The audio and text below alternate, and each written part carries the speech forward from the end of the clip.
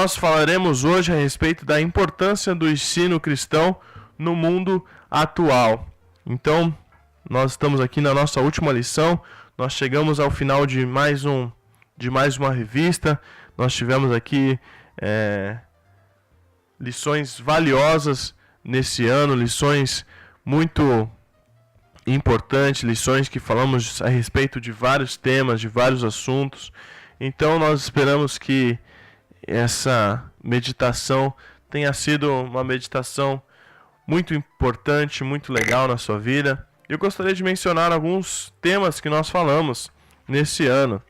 Falamos a respeito de relevantes como o sal, resplandecentes como a luz, a cosmovisão cristã em um mundo de vãs ideologias, o problema da fome no mundo contemporâneo, o cristão diante da pobreza e da desigualdade social, refugiados, um problema da atualidade, lidando com o preconceito e a discriminação, política e corrupção na perspectiva cristã, a resposta cristã para a violência urbana, em tempos de violência cibernética, os perigos e as oportunidades das redes sociais, sabedoria divina para interagir com os meios de comunicação, a educação secular em tempos trabalhosos. E agora, como viveremos na sociedade de consumo?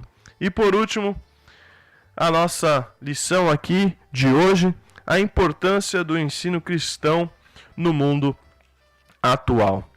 Então, antes de começarmos, eu gostaria de dar uma passada rápida em cada tema que nós falamos. Talvez você perdeu alguma lição. E eu vou passar aqui alguns pontos mais importantes que tivemos nessas 13 lições, nesses 13 sábados que nós falamos a respeito das lições bíblicas aqui da CPAD, que tinha como tema Seguidores de Cristo, testemunhando numa sociedade em ruínas. E a primeira lição foi Relevantes como o sal, resplandecentes como a luz. E nós temos aqui de lição: o viver cristão autêntico é capaz de fazer uma diferença substancial na sociedade, não por meio de palavras, mas através de ações verdadeiras. Então nós vemos aqui que o cristão ele não vive só de palavras. Então,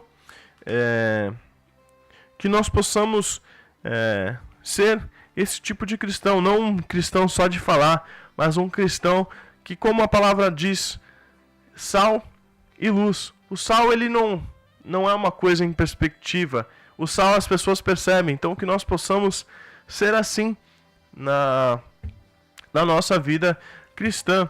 Nós também falamos a respeito da cosmovisão cristã em um mundo de vãs ideologia. Nós falamos de diversas ideologias que temos. E o nosso resumo aqui da lição foi desenvolver uma visão de mundo essencialmente cristã e crucial para discernir a vontade de Deus em uma sociedade, em uma época onde as pessoas colocam várias ideologias, ideologia de gênero e tantas outras coisas. Então, o que nós tiramos de lição aqui foi isso: desenvolver uma mente cristã, desenvolver uma visão de mundo essencialmente e especialmente cristã. Nós também falamos sobre o problema da fome. E nós temos aqui de resumo da lição que os crentes expressam a graça e o amor divino na sociedade quando partilham o alimento com os mais necessitados. Então, todos nós sentimos fome, você já sentiu fome, então não deixe de ajudar aqueles que precisam. A fome ela é um grave problema social nos nossos dias. Em virtude da queda do homem, a escassez de alimentos e a má distribuição são resultado direto do pecado do homem. O cristão ele não pode viver indiferente diante da existência de milhares de famintos pelo mundo. Então nós temos que fazer a diferença. E também nós falamos a respeito do cristão diante da pobreza e da desigualdade social. Diante da desigualdade e da marginalização social, a ação solidária da igreja testifica a relevância da fé cristã diante dos homens e da credibilidade à pregação do evangelho. Então não adianta você pregar, você falar a respeito de diversos textos da Bíblia, se você não pratica isso, se você não coloca em prática aquilo que a Bíblia diz. Também falamos a respeito dos refugiados. É um problema da atualidade? Então, numa época em que refugiados são perseguidos e marginalizados, a igreja deve servir como exemplo de acolhimento e hospitalidade também a essas pessoas. Nós também falamos a respeito do preconceito e da discriminação. A imagem de Deus no homem é o exemplo de vida, e o exemplo de vida do Senhor jogam por terra o preconceito e a discriminação. Então nós falamos um pouco a respeito disso, um país que nós vivemos racista, um país que nós vivemos onde as pessoas são tratadas pela pele, cor de pele ou por outros estereotipos de coisas também. Então nós não devemos ser assim, nós devemos ter o nosso irmão como imagem e semelhança de Deus. Nós também falamos sobre política e corrupção. Em tempos de crise moral e política, a igreja deve ser exemplo íntegro de participação cívica e de combate à corrupção. Nós não podemos ficar quietos, nós não podemos também fazer um escândalo, mas nós devemos orar, nós devemos colocar em prática a nossa civilidade, nós devemos colocar em prática isso para que nós não sejamos bobos da corte aqui na nossa sociedade, no nosso país. Também falamos a respeito da violência urbana. O enfrentamento da violência urbana e a compaixão pelas vítimas são faces da responsabilidade cristã na sociedade. Então nós devemos ter muito cuidado, nós devemos orar por isso, nós devemos vigiar. Então, Deus nos chama para desempenhar esse ministério de compaixão e de misericórdia nessa sociedade fraturada pela violência física, emocional e também patrimonial. Nós falamos a respeito de violência cibernética também, onde várias pessoas têm usado a internet para cometer diversos tipos de atrocidades. Devemos ter muito cuidado. Os perigos e as oportunidades da rede social. Nós temos aqui o Facebook, o WhatsApp, o Instagram, várias redes sociais. Então nós devemos tomar muito cuidado. Mas lembrando, as redes sociais são ambientes propícios para a pregação do Evangelho. Então não ache que as redes sociais é do demônio, não é de Deus. Não ache isso. As pessoas sim têm usado muitas vezes isso para fazer o mal. Mas a rede social também pode ser um grande meio para evangelização e para falar do amor de Deus nas vidas das pessoas. Também falamos a respeito de sabedoria divina para interagir com os meios de comunicação, onde nós falamos que um servo de Deus, sim, ele consegue interagir nesses meios de comunicação com sabedoria, sendo exemplo, sendo sal, sendo luz. Então não é porque você está no Facebook que você não pode ser de Jesus ali.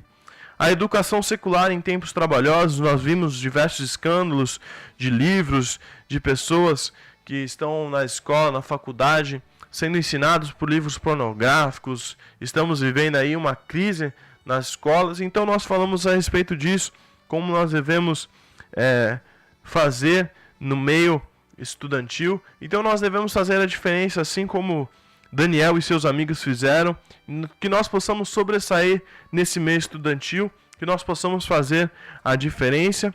E por último, nós falamos também na semana passada a respeito da sociedade de consumo, como viveremos na sociedade de consumo. Pessoas gastam o que elas não têm, pessoas gastam o que elas não receberam. Então, nós falamos a respeito disso. Então, tome muito cuidado com isso também. Que nós possamos viver de acordo com a vontade de Deus e não de acordo com a sociedade.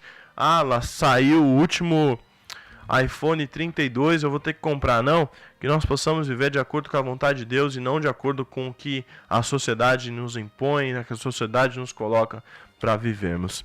E por fim, então, nós falaremos a respeito da importância do ensino cristão no mundo atual. E o texto do dia de hoje se encontra em Mateus 28:19, que diz assim: portanto, ide, ensinai todas as nações, batizando-as em nome do Pai, do Filho e também do Espírito Santo.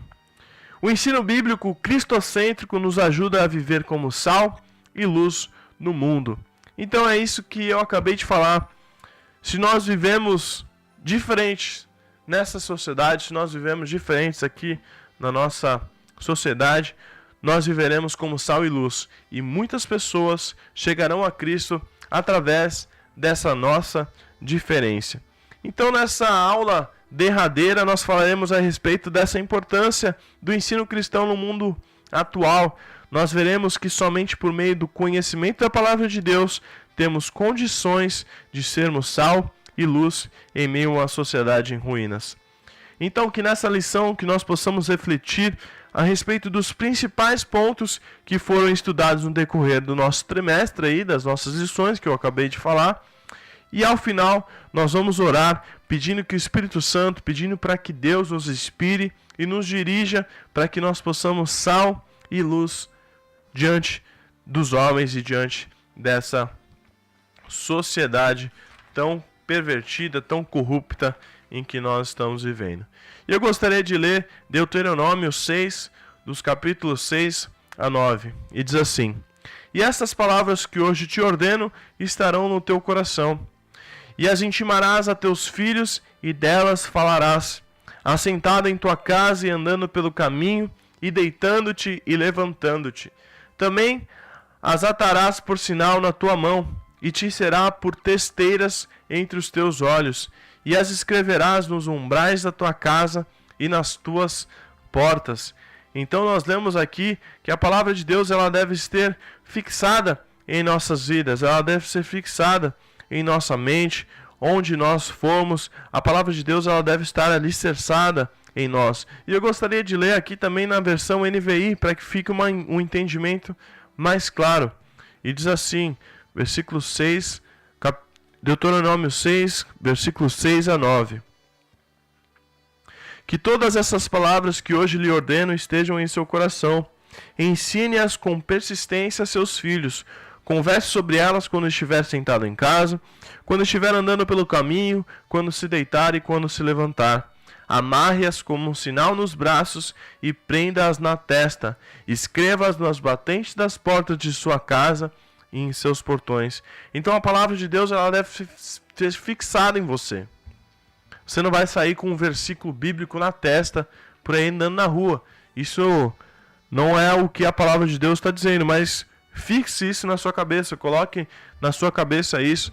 Uma coisa que meu avô me contou, o saudoso pastor Natanael Rinaldi, uma dica que ele me deu e eu procuro fazer sempre que eu posso. Ele tinha suas calças sociais, as suas bermudas, que ele fazia caminhada nas praias, onde ele saía para ir no médico, para ir no banco. E ele me contou que em todas as calças, em todas as suas camisetas, nos bolsos, ele colocava um papelzinho com um versículo da Bíblia. E quando ele estava ali sentado, quando ele estava ali esperando, ele tirava aquele versículo e ele decorava aquele versículo daquela calça, daquela bermuda. E ele me deu essa dica. E então, que nós possamos ser assim, como diz em Deuteronômio, caminhando com a palavra de Deus, andando com a palavra de Deus, meditando na palavra de Deus, para que essas palavras estejam alicerçadas em nós, nas nossas vidas. Na época, o meu avô não tinha essa modernidade que nós temos hoje de tirar o celular e nós lemos a Bíblia inteira na nossa mão, mas também é uma coisa muito legal para que nós possamos decorar os versículos da Bíblia. É muito importante, é muito legal quando você falar de Jesus para uma pessoa, você saber dar uma referência, você saber, por exemplo, a pessoa está passando por um momento difícil, você ter de cor. Meu irmão, a palavra de Deus já disse, no mundo nós teríamos aflições, mas ele disse para que nós tenhamos bom ânimo porque ele venceu o mundo. Então você deve ter a palavra de Deus, alguns versículos fixados na sua mente, na sua cabeça, para que quando vier um momento oportuno, você falar essa palavra e essa pessoa falar, poxa, é verdade isso, você tem razão. Então, com a graça de Deus, chegamos à nossa última lição e esperamos que essas lições bíblicas estudadas no decorrer deste período tenham sido de grande proveito para a sua vida e que os temas e as reflexões que nós lemos tenham despertado em você o desejo ardente de dar mostras da relevância cristã em um mundo tão caído. Então, para começarmos essa lição, qual a importância do ensino nas Escrituras? Israel e o ensino hereditário e permanente.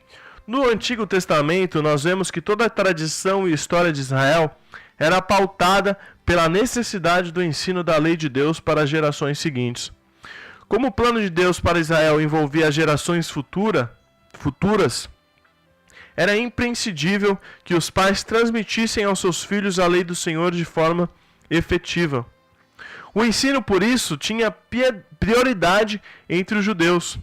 Não é sem razão que a palavra hebraica Torá, que se refere aos primeiros 5 livros da Bíblia, significa instrução, doutrina ou lei. O objetivo da educação judaica, César Moraes diz, era preservar o povo de Deus das más influências dos povos idólatras e corrompidos que havia ao redor da terra prometida. Em outros termos, era uma contracultura. Então, esses 5 primeiros livros da Bíblia, o objetivo da educação judaica era preservar o povo de Deus das más influências dos outros povos idólatras e corrompidos que haviam ao redor da terra prometida. Então, em outras palavras, os descendentes de Abraão eram educados para servir ao Senhor e, ao mesmo tempo, refutar a influência dos falsos ensinamentos externos.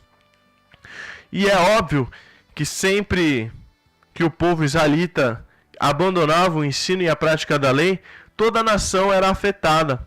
Eis o motivo pelo qual Deus declarou por intermédio do profeta Oséias: o meu povo foi destruído porque lhe faltou conhecimento, porque tu rejeitastes o conhecimento. Também eu te rejeitarei, para que não sejas sacerdote diante de mim, visto que te esquecestes da lei do teu Deus. Também eu me esquecerei de teus filhos. Então, nós fomos destruídos pela falta de conhecimento.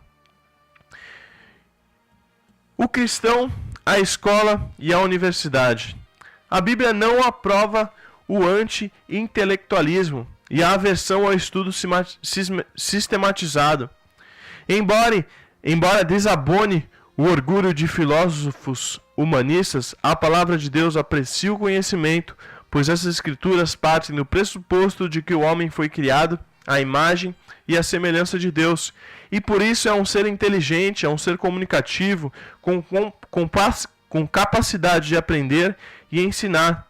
E Jesus ele foi enfático ao dizer que precisamos amar a Deus de todo o nosso coração, de toda a nossa alma, de toda a nossa força e também de todo o nosso entendimento. Mateus 22:37.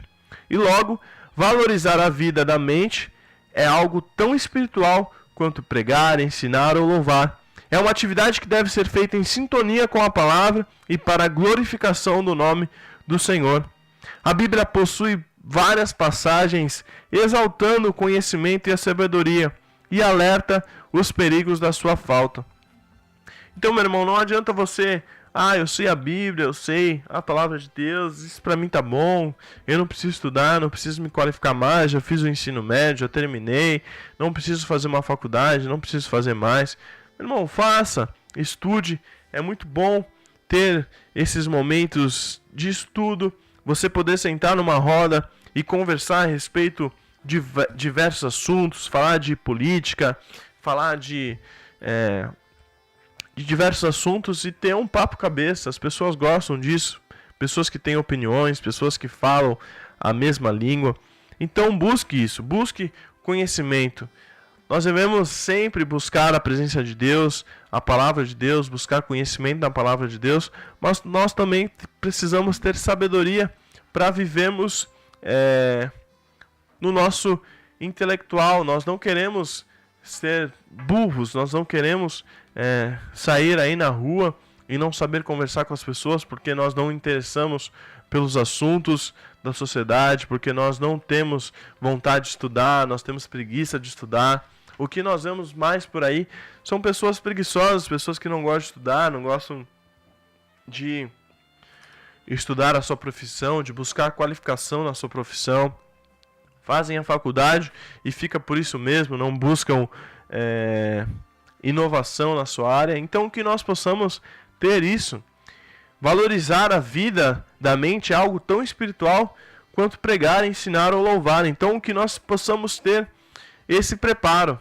E ainda que as escolas e universidades contemporâneas exista muito ensino hostil ao cristianismo bíblico, o cristão ele deve primar por sua formação cultural e profissional. Afinal, as instituições de ensino em si não desviam o crente. Se o cristão tiver o necessário preparo bíblico, não há razão alguma para temer o ingresso no ambiente educacional.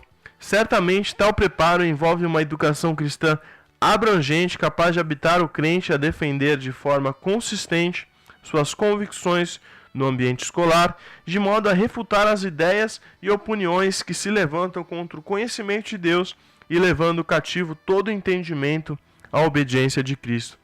Então, meu irmão, se você entrar hoje numa faculdade, nesse ano de 2018, na escola, lembre-se, você pode ser a diferença naquela sala, você pode ser a diferença naquele lugar. Não deixe que as coisas te levem para outro lugar.